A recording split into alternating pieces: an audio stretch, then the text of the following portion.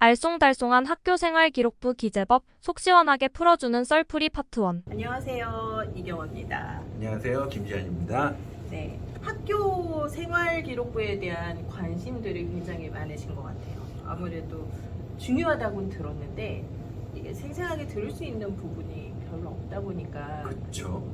선생님이시다 보니까 학교 생활비를 기재할 수 있는 권한은 선생님한테 있기 때문에 관심을 가지신 분이 많으셨을 것 같은데요. 저도 주변에서 조금 더 구체적인 설명을 해줬으면 좋겠다라는 말씀들을 많이 하시더라고요. 네. 그래서 조금 더 상세하게 엄마들이 궁금해하시는 부분을 좀 뽑아내서 선생님께 질문을 해드리도록 하겠습니다. 긴장되네요. 긴장되는데 항상 방어를 잘하셔가지고 제가 어떻게 좀 날카로운 질문을 준비해야 되는데 어려워요. 네. 일단 첫 번째 질문이에요. 학교 생활 기록부는 나의 강점이 드러나야 되고 이 강점이 다른 학생보다는 긍정적인 평가를 끌고 와야 되는 거잖아요. 그러다 보니까 주로 많이 고민하시는 지점이 이거 같아요. 첫 번째, 다양하게 많은 활동을 하는 게 좋은가? 아니면 1학년 때부터 나의 진로를 선택을 해서 그 진로대로 쭉 스텝을 밟아가면서 그 관련된 활동만 선별해서 하는 것이 좋을까? 어떤 게 더 좋은 걸까요? 이게 좀 애매할 수도 있는데, 네. 근데 이 얘기를 하기 전에 먼저 말씀드려야 될 게, 지난번에 한번 얘기했듯이 과거의 종합전형과 지금의 종합전형은 살짝 다른 부분이 있는데 그걸 먼저 말씀드려야 될 것 같은데, 과거의 종합전형은 전공 적합성을 최우선순위로 봤다라고 한다면 지금은 계열 적합성이잖아요. 지난번에 계열 적합성을 설명했듯이 단과 대학 단위별로 중요하게 하는 것들, 이런 것들을 중심으로 본다라고 하면 전공 적합성을 과하게 드러내는 것보다는 다양하게 그 자기의 장점들을 드러내는 것들이 좀 더 유리할 수 있겠죠. 그렇지만 몇몇 학과들 같은 경우 전설로 내려오는 과들이 있잖아요.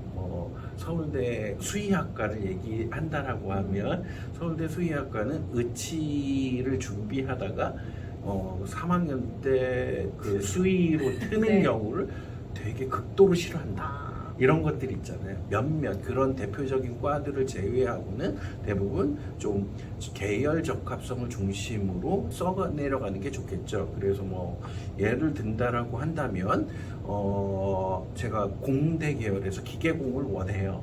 그렇게 되면 단순히 물리 쪽에서 활동만 심화해서 자기가 뭔가 기계적인 역량을 드러내는 것보다는 그런 전반적인 과학, 하다못해 지구과학에서도 자기의 과학적인 탐구력을 나타낼 수가 있거든요. 그런 형태로 해서 모든 과학적인 영역에서 좀 펼쳐서 해당 과목에 대한 이해도를 나타내는 것들이 특정한 과목의 심화 내용보다는 더 유리하게 작용할 수 있다. 예를 들어서 했는데 약간 승부수 던지는 것처럼 나는 공대야. 공대인데 영어를 굉장히 잘한다거나 아니면 나 국어에 뛰어나 라는 식의 활동을 좀 약간 심화 활동을 하는 경우도 있었거든요. 그렇죠. 네. 공대라고 하는 건 기본적으로 수학도 영어 책으로 공부를 하거든요. 그만큼 공대라고 하는 건 세계적인 흐름을 봐야 되는 기본적인 학문 중에 하나예요. 그렇기 때문에 영어에 대한 이해, 그리고 조금 학문적인 영어를 담고 있는 영어 지분을 발췌한다거나 그런 것들에 대한 독해를 해서 이해도를 나타내는 활동을 했다라고 하면 되게 긍정적인 도움이 될 것 같거든요. 그리고 또 하나 레퍼런스 같은 경우나 세미나 같은 경우에서는 그런 것들을 발췌해서 일반 사람들한테 조금 알기 쉽게 표현하는 것도 있거든요. 그러니까 그런 역량을 드러내는 것도 영어나 국어 교과 관련돼서도 좀 의미 있는 활동이라고 볼 수 있을 것 같아요. 그러면 자기가 심화적인 것만 공부를 했다가 아니라 발표 같은 걸 통해서 내가 발표에 대한 부분을 발표력? 이런 자기 표현력? 그렇죠. 이런 부분이 이제 드러날 수 있다라는 얘기신 거군요. 그렇죠. 그리고 특히 공대 같은 경우는 지금 현재 자기가 독자적으로 어떤 기술을 연구한다 이런 시대는 지났거든요. 그래서 펌웨어라고 하는 것처럼 넓게 퍼져 있는 기술을 얼마나 잘 조합할 수 있고, 그리고 내 기술을 다른 사람이 활용도가 높게끔 하는 것도 되게 중요한 영양 중에 하나거든요. 그렇기 때문에 그런 영양들이 그런 활동을 통해서 좀 드러날 수 있을 것 같아요. 네.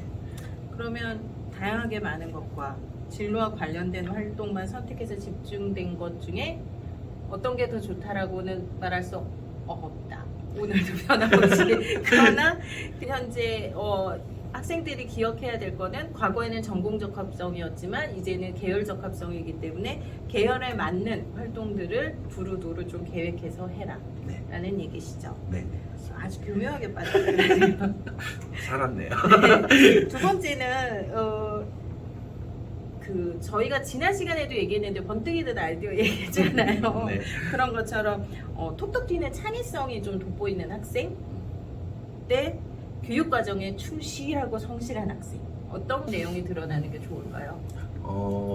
지금 종합전형을 통해서 뽑고자 하는 게 학부 학생이거든요. 네.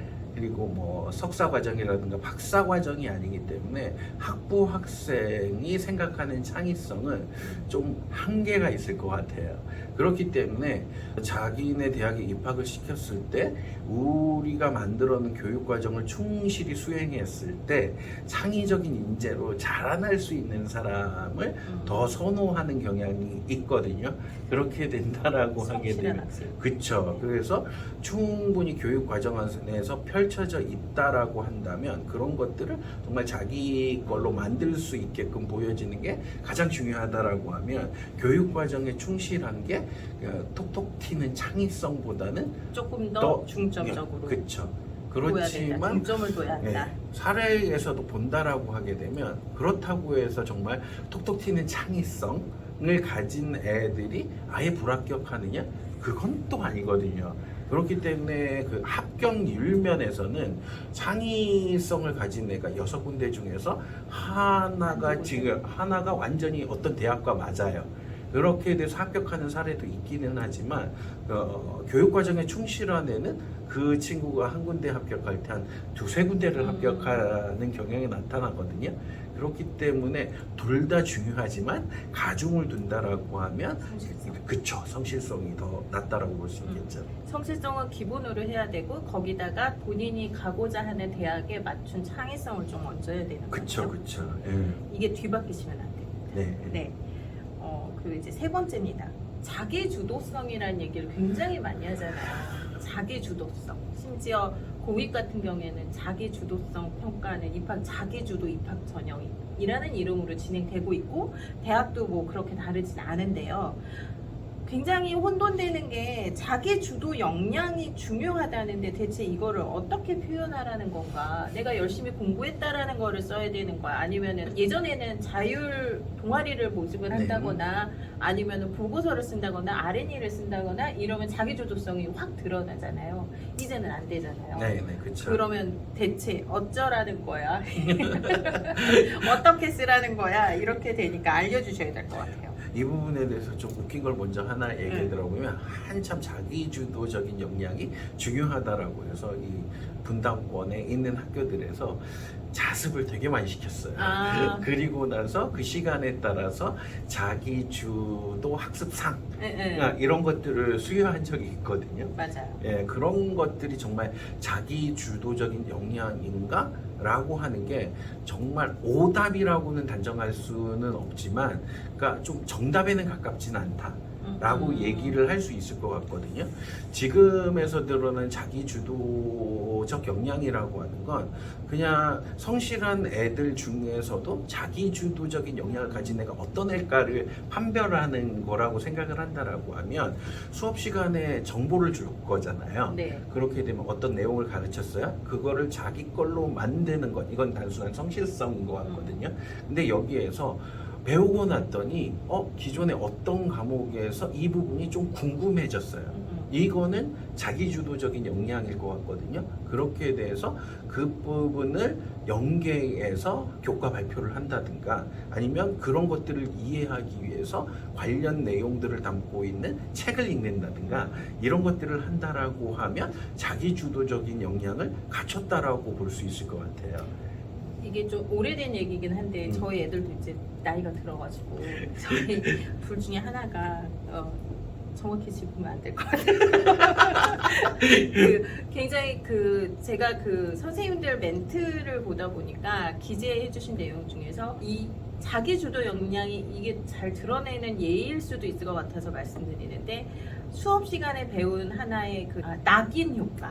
낙인 효과를 가지고 그 부분에 대해서 본인이 공부를 해서 이 부분이 어떤 현상으로 일어나는지에 대해서 고민을 하고, 그 부분을 추후에 선생님한테 여기에 대한 문제점이나 그리고 학생들하고 그거에 대해 논의를 한 다음에 학교 교칙 개정 그거에 발의까지 한 내용을 써주셨었거든요. 자기주도력 역량이 뛰어나죠. 그렇죠. 그런 식으로 그러니까 별거 아닌 것 같았는데 선생님들이 그렇게 써주시니까 굉장히 좋았던 것 같아요. 네네. 그런 부분은.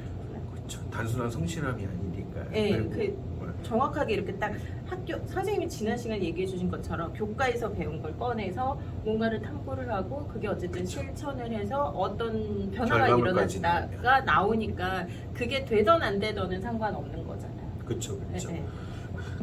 예전에 한번 대표님께서 얘기했듯이 뭔가 사회 조사 과정 예를 든다라고 하면 거기에서 보게 되면 뭐 국회의원한테 뭔가 청원을 내고 뭐 이런 것들이 맥락 없다라고 하면 자기주도적이라고 볼 수는 없는데, 뭐였냐면 어떤 근거가 명확하게 생기부에 나온다거나 그렇게 되면 이런 필요성이 설득이 되는 표현들이 있다라고 하면 그런 것들도 자기주도성으로 볼 수가 있다라는 거예요.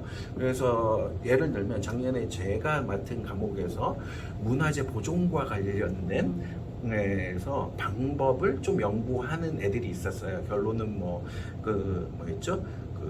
디지털 복원 이런 쪽으로 가는 거였는데, 걔네들이 뭐였냐면 문화재청 담당 과장님과 직접 통화를 했어요. 지금 현재 진짜 그러니까 당장 보여지는 자료에서는 진짜 기존에 실존한 것들을 복원하는 과정이잖아요.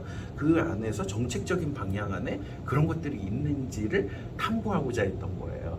그럼 그런 것들은 필요성이 있었겠죠. 그쵸. 그런 것들이라고 하면 자기 주도적인 영향이 있다라고 볼 수 있겠죠. 선생님들이 엄청 중요하네요. 그걸 써주셔야 되니까. 그래서 자기주도성은 아까 말씀해주신 맥락과 근거가 중요한 것 같아요. 네, 맞아요. 네. 그래서 그게 이왕이면 교육과정에서 교과목에서 시작이 그쵸. 돼야 된다라는 부분 기억하시면 될 것 같아요.